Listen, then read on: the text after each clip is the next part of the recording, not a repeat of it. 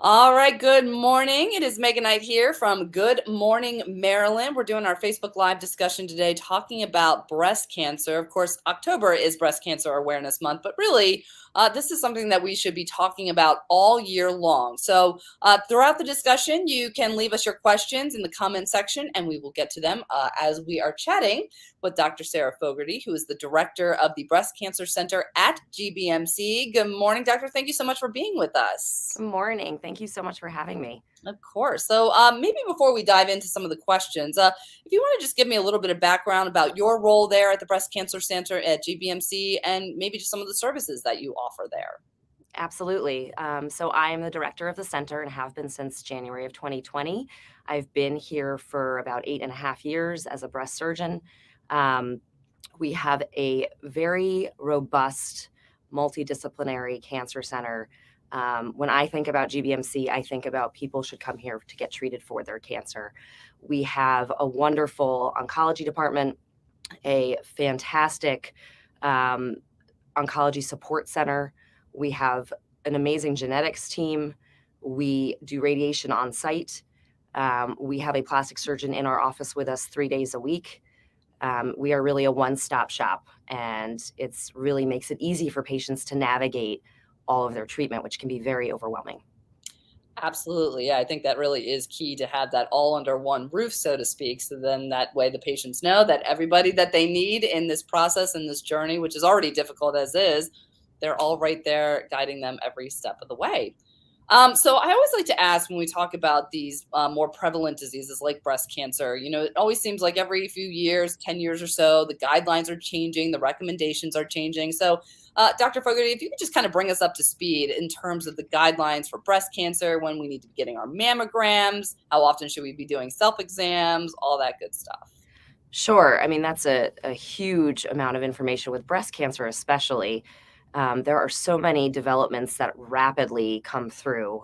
Things that we did 3 years ago are not always what we do now, just because there's so much research and so much money that is poured into it, which is great. So, with breast cancer, I'm part of the surgical team, of course, the medical oncology and radiation team. There's been a lot of advances with drug therapies and radiation therapies, more so than surgical therapies. Really, there was an article that just came out about surgery saying that breast conservation and radiation may actually have better survival rates than mastectomy, which is, a complete 180 of what we used to do, a long time ago, 70, 80 years, where that was the only option for surgery. So luckily, as we keep, enrolling patients in clinical trials, which are so important to learn more and understand, we can really start, limiting these therapies. There's been a huge push in really downstaging patients with chemotherapy first to allow for smaller surgeries. We are having a lot more complete pathologic responses with patients that undergo therapies first before surgery, meaning all of their tumor and cancer cells are killed with the therapies they get preoperatively. And that's, a wonderful thing to have and really improves prognosis. So, it's a huge topic to kind of delve into quickly, but there are continually everything is advancing, and really the idea of patients undergoing less therapies with still good results is where this is all going, which is great. Yeah, that is absolutely great news to hear. So many advances, as you mentioned, that are being made in research and development, and those clinical trials certainly are a big thing as well. We know that we're supposed to get our mammograms. Any new advances in terms of that? I've heard about 3D mammograms. Is that different than maybe the traditional one that we're used to seeing and getting? Yeah, so 3D mammograms have been around for a little while now, and that's really the mainstay of screening, especially for our cancer patients going ahead. 3D just makes it easier to see through denser breast tissue, which is very normal and common, especially in younger premenopausal women. So 2D mammograms was the original way where they take two views of each breast. They still do that with the 3D. They still compress you, which a lot of women will ask, oh, do I not have to get squished, which is, the uncomfortable part of mammograms. But the 3D actually has a camera that arcs around the breast when it's on the plates being compressed, and it helps us scroll through the tissue to kind of cut through it and hopefully find things that we would have missed on regular 2D. It's very important for young women for screening. It's very important in dense tissue, and it's really what we use to screen most patients these days. The American Society of Breast Surgeons screening recommendations at this point is to start mammograms annually at the age of 40. When to stop mammogram is still a little controversial, and really there isn't any clear data. But basically, if you're in very good shape and have at least 10 more years of lifespan, screening mammogram may still be appropriate. So a lot of women will say, oh, at 75, I should stop, or 80, should I stop? It's hard to know. And it's really a conversation to have with your doctors when screening should stop. But 40 annually is the American Society of Breast Surgeons recommendations at this time. That screening mammogram recommendations have changed. They vary from group to group because, as part of the American College of Surgeons, as an accredited through the NAPBC, we follow the American Society of Breast Surgeons recommendations. Gotcha. So if you have a history of breast cancer in your family, do you recommend starting it earlier, or is 40 still kind of the benchmark? So that depends. We've been doing a lot of high risk assessments for patients with family histories. Women that come in saying, well, my mother and my aunt and my grandmother all had breast cancer at these ages. Should they start screening earlier? 35 may be the recommendation, but that is definitely a individualized basis and should be discussed with your OBGYN. Maybe if you really have a significant family history, you should see genetic counselors. Your family should have had genetic testing potentially. And we do high risk assessments to evaluate patients' risk through computer models to see if that's appropriate or not. So yes, potentially. It's something to bring up with your primary doctors for sure. All right, very good. I just want to give a quick shout out to Audrey, who is joining in on our conversation. She writes that she rang the bell almost 1 year ago at GBMC. And she tries to sneak a visit to you guys every now and then. She says she loves all the staff Oh, there. that's so nice. Thank you, Audrey. That's great. Yeah, good to hear those success stories. Absolutely. Yes.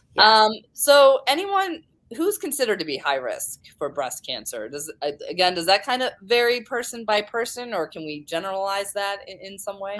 No, it varies, but what we take into account is the patient's, of course, family history. Any women in the family with young premenopausal breast or ovarian cancer, we always look at your gynecologic history, how old you were when you first got your period, how long it was till you underwent menopause, did you have any children, any hormone replacement. These are all things we look at. It does take into account breast density as well, which can increase risk. And that's really, we use these models, a computer model, to enter in data to see what the risk level is compared to the population of your same age group. Gotcha. Anything that we can do to reduce our chances of getting breast cancer? People always like to know, should I be eating healthier, exercising more? What can I do to decrease my chances? That's exactly right. All of that. And that's not just for breast cancer. That's just for life in general. Exercise is extremely important. The recommendations are 150 minutes a week of strenuous, sweating exercise. So 30 minutes, 5 days a week minimum, which I know a lot of people don't do.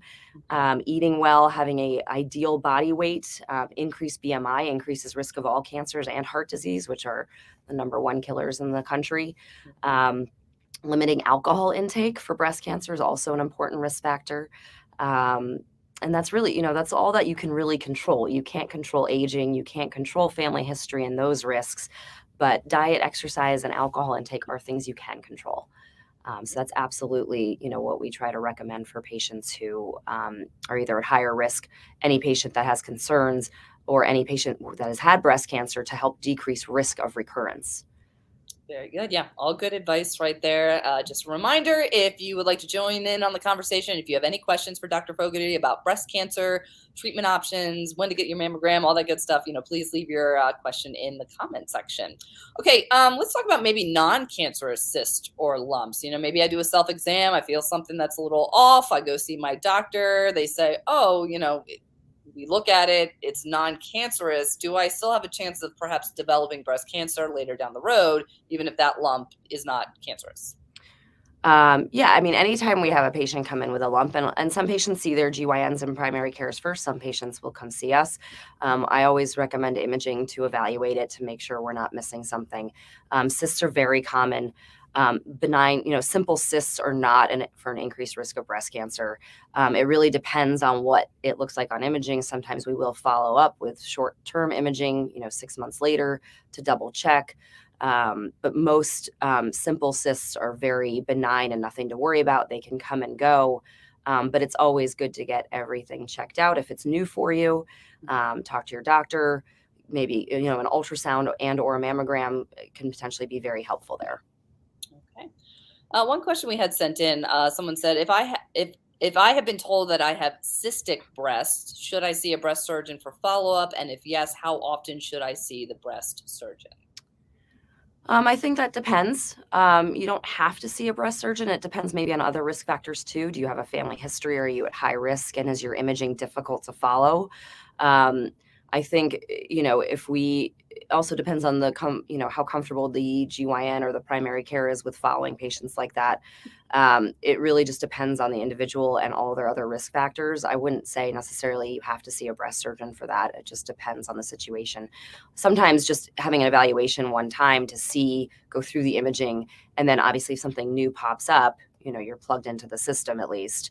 But I think it's very reasonable to at least discuss with your primary care and GYN first and see what they recommend. All right, very good. In terms of treatment, you did touch on this a little bit earlier in the conversation, but maybe if someone's just joining us, we can kind of revisit it. When somebody comes to the breast care center at GBMC, they've been diagnosed, how do you determine what the best course of treatment is for that person?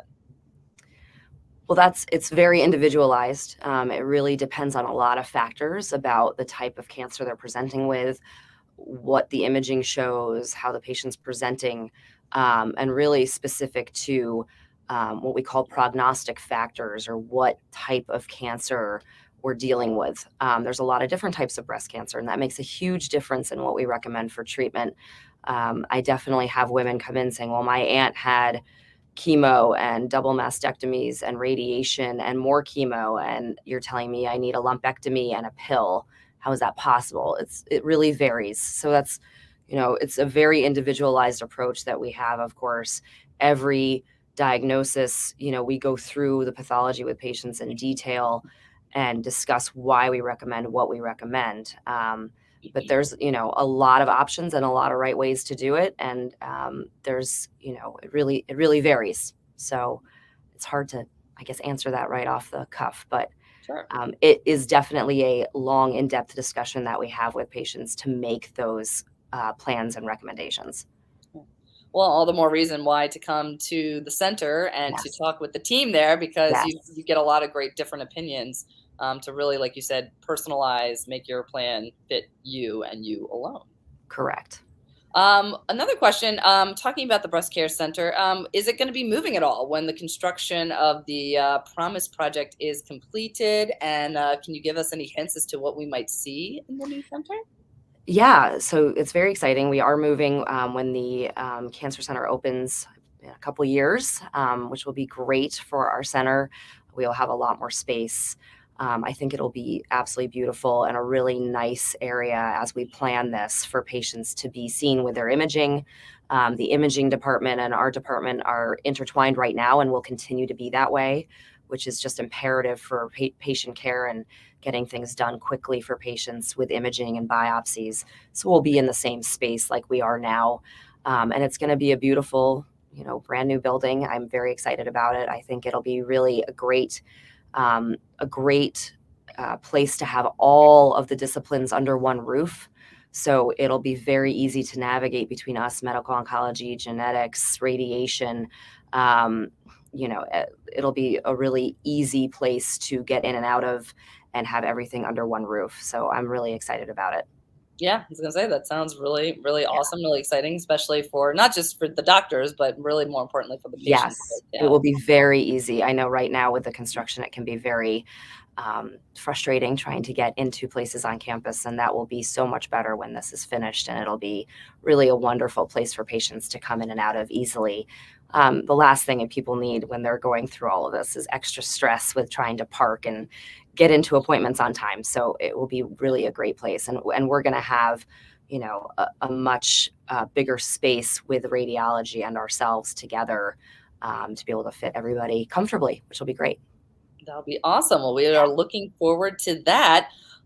Maybe as we start to wrap up here, Dr. Fogarty, any new treatments out there? You did touch a little bit on new research, but if you maybe wanted to share anything new that's out there that might be good for us to know, whether we have breast cancer, don't have breast cancer, know someone who has it. Again, a lot of new advances in medications and chemotherapy regimens, and really exciting treatments for hard cancers to deal with, which is great.